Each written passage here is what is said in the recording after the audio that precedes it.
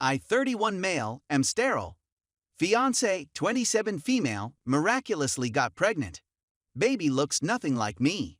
How do I address this? This was our first child after many years of trying. My husband and I soon found out that I was infertile. We decided to accept it and to stop putting up so much effort, claiming that we would figure out what I should do in the future later. It was obvious that we were having despite the fact that we weren't trying it. We found out he was pregnant after she missed her period for a few days and we were shocked. I was ecstatic and thought it was amazing. I was not alone in thinking it was fantastic. We made light of the fact that she got pregnant as soon as we stopped trying. In the words of the doctor, the child was a miracle. There was nothing I could have done to be more happy on the night when the baby was born. I couldn't wait to bring her home because I was excited at the prospect of being a parent. My attention was immediately drawn to her pale appearance after just a few days of caring for her. In case you're wondering, I'm black and she's white, just in case you're wondering. I was certain that she'd darken a little bit over time, and I didn't want to overthink the situation. Then our friends came, and while the ladies were inside, we were enjoying ourselves in the backyard. They all stated they didn't want to concern me or cause difficulties, but they wanted to know whether I had ever had any suspicions that my fiancé was cheating on me, or if I had ever suspected him of cheating on me. At first, I felt I was being odd, but after a while, I realized what they were getting at. I answered in the negative, and we spoke about our concerns regarding the baby's skin tone. I tried to brush it off, thinking that the infant would darken after a few minutes of exposure. Having now had the kid for 5 months, I can't help but question whether she is really mine on a daily basis now. Her hair is quite fine. She has a very delicate appearance. No kinks. Curls can be seen in her hair, which is completely straight. I realize she's a baby, but I've seen many of newborns that have retained their natural curls at this age. She's also still rather pale, to be honest.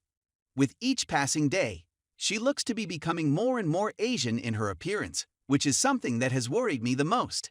Her eyes are overly extended, and they are nothing like mine.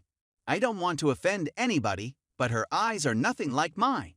Is it strange that I'm having doubts about my fiancé, when it would have never occurred to me to do so before? Is it simply my paranoia getting the better of me? What should I do in order to cope with this situation? What do you think? Is it really important for me to say something? The thought that the child is somehow mine, and that I would accuse her of sleeping with someone else, is my biggest fear at this point. I'm completely at a loss on what to do.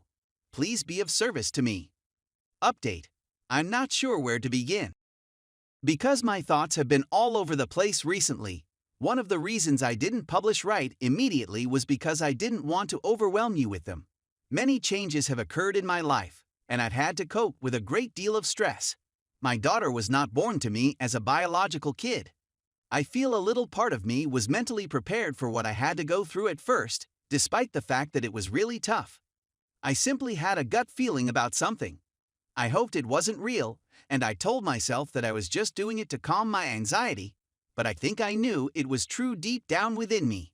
I took a lot of the recommendations and thought about them for a couple of days.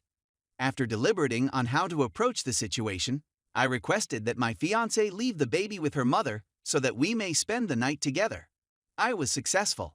I made dinner and then sought to engage in a conversation about current events and how our lives had changed after the birth of the baby. I said that I had been suffering from extreme anxiety, which I believed was exacerbated in part by the fact that I was told I was infertile 1 minute, and then informed that we were having a child the next. This made her defensive since she realized where I was going with it very quickly. She went on to explain that miracles do happen, and that she couldn't believe that I didn't trust her when she said that. I told her that I understood where she was coming from, but I also asked if she could see things from her point of view, which she agreed to. We had a fight, and she ultimately declined to take the test. I reassured her that everything was okay, and that I would leave it to her to deal with it. I tried to dismiss it, but she brought it up again and again during the night, even after I apologized and vowed not to bring it up in the future. She went on to say that she couldn't believe I thought of her in that way, and that I should be glad that we had a gorgeous healthy baby, instead of accusing her of cheating. She ended by saying that she couldn't believe I thought of her in that way. That's when I decided to start questioning her. Something didn't feel quite right, but I knew I had to go ahead and take the test nonetheless. I took the test the next day and waited a few days before writing the paper. By the end of the week, I'd figured out she wasn't mine after all. I sobbed uncontrollably for about 2 days because I couldn't handle it any longer and had no idea what to do. I made an effort to spend as little time as possible in the house since I knew she would realize something was wrong right away if she came home. I was at a loss for what to say to alert her that I was aware of what was going on.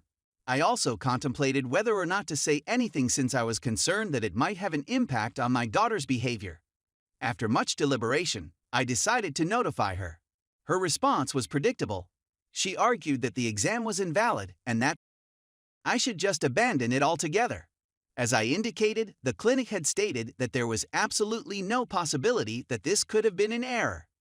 She insisted on denying it, and I couldn't believe she persisted to deceive me in front of my face after all this time.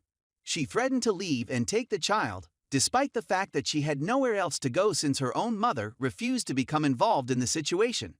Whenever we aren't dealing with the baby, we tend to neglect each other completely. My relief comes from the fact that she has indicated she would be out in 2 months. My primary concern right now is whether or not she has the legal authority to abduct the child. I cherish my child more than anything else in the world, yet I refuse to stay with this woman. I understand that the child is not of my blood, but would having my name on the birth certificate be beneficial to him? At the absolute least, I'd want to share joint custody of my children. In order to sustain the baby, I provide more than half of the necessary funds. She would be unable to care for the baby if I were not there to help her. She will not be able to cover the cost.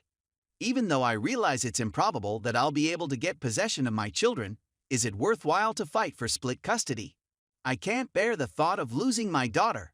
As much as I abhor what my fiancé did, I don't hold a grudge against her personally. What I can't convey enough is how tough it is to cope with the death of someone I care about dearly while simultaneously knowing that they would do such a horrific crime. Having to cease things with her is bad enough, but I don't believe I can handle not seeing my child for an extended period of time.